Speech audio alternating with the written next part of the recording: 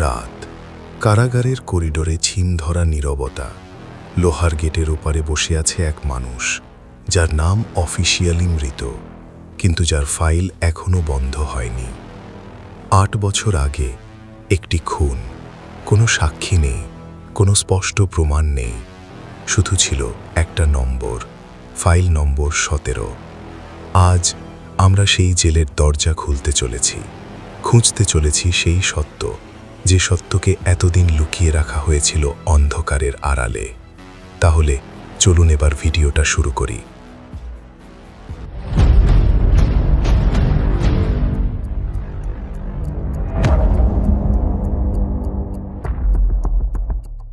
দুপুর 3:42। শহরের সবচেয়ে ব্যস্ত বাজার। সবকিছু স্বাভাবিক ছিল, যতক্ষণ না হঠাৎ একটি চিৎকার শোনা যায়। মাটিতে লুটিয়ে পড়ে এক যুবক।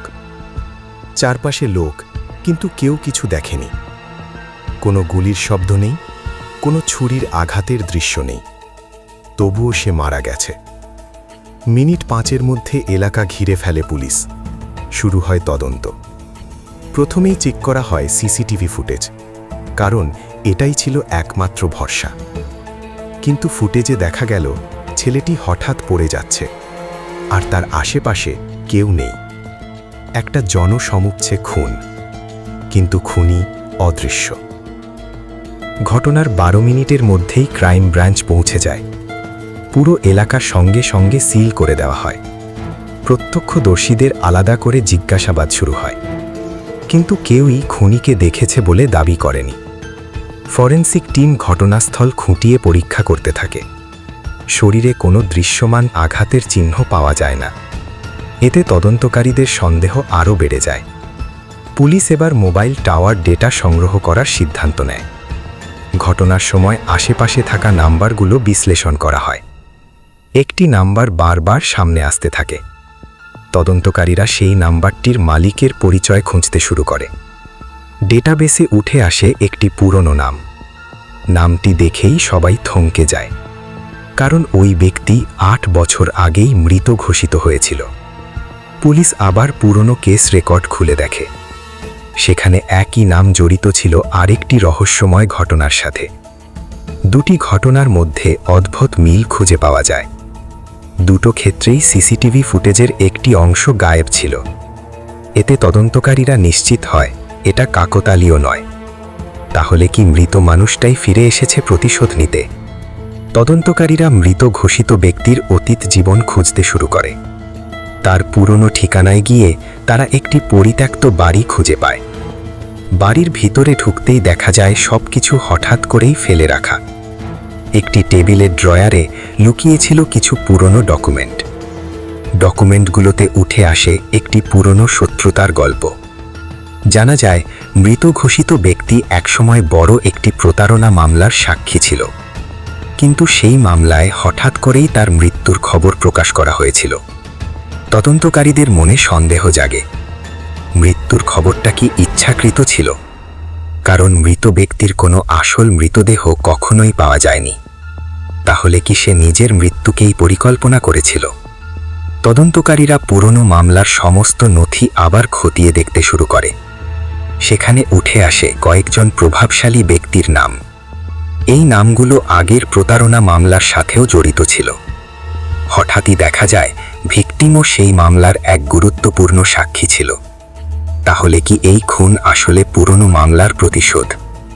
পুলিশ সন্দেহভাজনদের কল রেকর্ড বিশ্লেষণ করতে শুরু করে। ঘটনার আগের রাতে একটি গোপন মিটিংয়ের প্রমাণ পাওয়া যায়।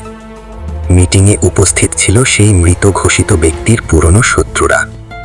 এতে তদন্তকারীরা নিশ্চিত হয় খুনটি ছিল পূর্ব পরিকল্পিত।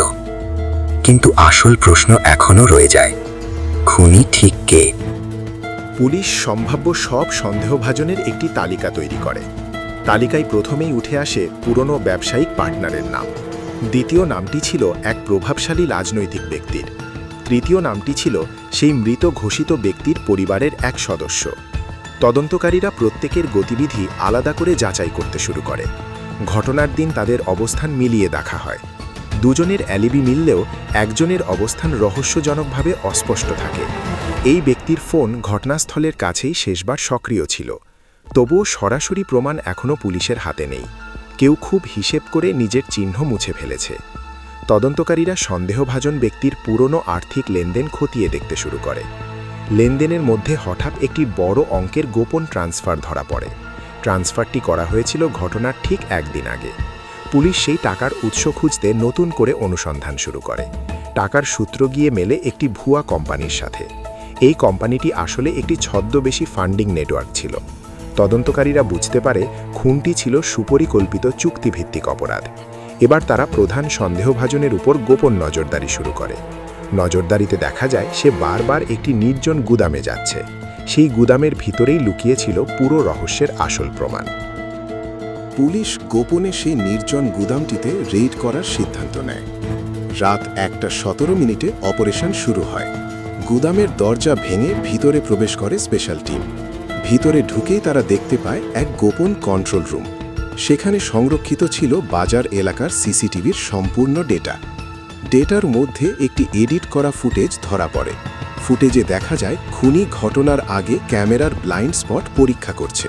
এতেই প্রমাণ হয় খুনটি ছিল সম্পূর্ণ পরিকল্পিত। ঠিক তখনই গুদামের ভেতরে ধরা পড়ে সেই প্রধান সন্দেহভাজন, কিন্তু তার মুখ দেখেই সবাই স্তব্ধ হয়ে যায়। ধরা পড়া ব্যক্তির মুখ দেখে তদন্তকারীরা সম্পূর্ণ হতবাক হয়ে যায়, কারণ সেই ছিল সেই মৃত ঘোষিত মানুষটি। 8 বছর আগে নিজের মৃত্যুর নাটক সে নিজেই সাজিয়েছিল। নতুন পরিচয়ে সে শহরে থেকে গোপনে পরিকল্পনা চালিয়ে যাচ্ছিল। পুরনো মামলার প্রতিটি সাক্ষী ছিল তার টার্গেট। বাজারের খুনটি ছিল তার সবচেয়ে নিখুঁত পরিকল্পনা। ক্যামেরার ব্লাইন্ড স্পট ব্যবহার করেই সে অদৃশ্য হয়ে গিয়েছিল। শেষ পর্যন্ত সমস্ত প্রমাণ তার বিরুদ্ধেই স্পষ্ট হয়ে ওঠে। কেস নাম্বার 17 অবশেষে আনুষ্ঠানিকভাবে বন্ধ ঘোষণা করা হয়। কিন্তু শহরের অন্ধকারে লুকিয়ে থাকা প্রতিশোধের গল্প কি সত্যিই এখানেই শেষ? কেস নাম্বার 17 বন্ধ হওয়ার পর শহর ধীরে ধীরে স্বাভাবিক হতে শুরু করে। সংবাদ মাধ্যমে প্রকাশ পায় পুরো ঘটনার ভয়ঙ্কর সত্য। মানুষ বুঝতে পারে অদৃশ্য খুনি আসলে মানুষের মাঝেই ছিল। পুলিশ ফাইলটি আর্কাইভে জমা দিলেও রহস্যের ছায়া রয়ে যায়, কারণ প্রতিশোধের গল্প কখনো পুরোপুরি শেষ হয় না। হয়তো এই শহরের অন্ধকারে এখনও লুকিয়ে আছে অজানা অনেক সত্য, আর হয়তো আমরা প্রতিদিন যাদের পাশ দিয়ে হেঁটে যাই তাদের মধ্যেই লুকিয়ে থাকে অচেনা অতীত। আপনার কি মনে হয় এই কেসে আর কেউ জড়িত ছিল, নাকি সব কিছুই ছিল এক ব্যক্তির নিখুঁত প্রতিশোধের খেলা? আপনার মতামত কমেন্টে জানান। সত্যি কি এখানেই শেষ?